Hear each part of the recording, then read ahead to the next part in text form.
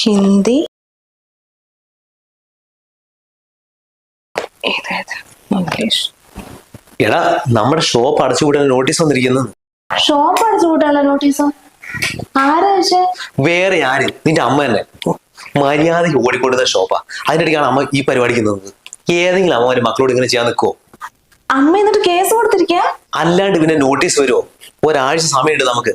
അതിന്റെ ഉള്ളിൽ അവിടെയുള്ള എല്ലാം അടച്ചു പൂട്ടിയിട്ട് അമ്മേന്റെ സ്ഥലം അമ്മയ്ക്ക് തന്നെ തിരിച്ചു കൊടുക്കണമെന്ന്. ഒരാഴ്ചനുള്ളിൽ സ്ഥാപനം അടച്ചു പൂട്ടിയിട്ട് അമ്മയ്ക്ക് ലാൻഡ് തിരിച്ചു കൊടുക്കാനാ? അതൊന്നും നടക്കുന്ന കാര്യമൊന്നുമല്ല. നമുക്കതിൽ പ്രതികരിക്കാൻ പറ്റുമൊന്നുമില്ല. ലാൻഡ് നമ്മൾ പിടിച്ചെടുത്തിട്ട് ഭീഷണിപ്പെടുത്തിട്ട് വാങ്ങിയതൊന്നും അല്ലല്ലോ. അല്ലെങ്കിൽ അമ്മേന്റെ പേര് തന്നെയല്ലേ സ്ഥലം എപ്പോഴും കിടക്കുന്നത്. പിന്നെ എന്താ കുഴപ്പമുള്ളത്? എല്ലാം കൊണ്ട് തിരിച്ചു നോട്ടീസ് അമ്മയ്ക്ക് അയച്ചാ പോരെ?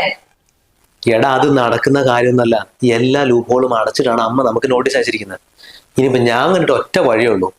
എങ്ങനെയും അമ്മേനെ എന്തേലൊക്കെ പറഞ്ഞ് സോപ്പ് ഇട്ടിട്ട് ആ 20% 40 50 ആക്കി കൊടുക്കാന്നൊക്കെ പറഞ്ഞ് അമ്മേനെ കൊണ്ട് ഒന്നുകൂടെ സമ്മതിപ്പിക്കുക. അല്ലാണ്ട് വേറെ ഒരു വഴി ഞാൻ കാണുന്നില്ല.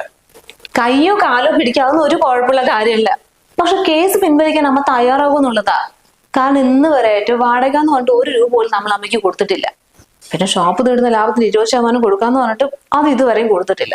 ഇനിയിപ്പോ 40% തരാം 50% തരാന്നൊക്കെ പുറകെ പോയാല് അമ്മ വിശ്വസിക്കാന്നുള്ളതാ. വിശ്വസിച്ചില്ലെങ്കിൽ വിശ്വസിപ്പിക്കണം.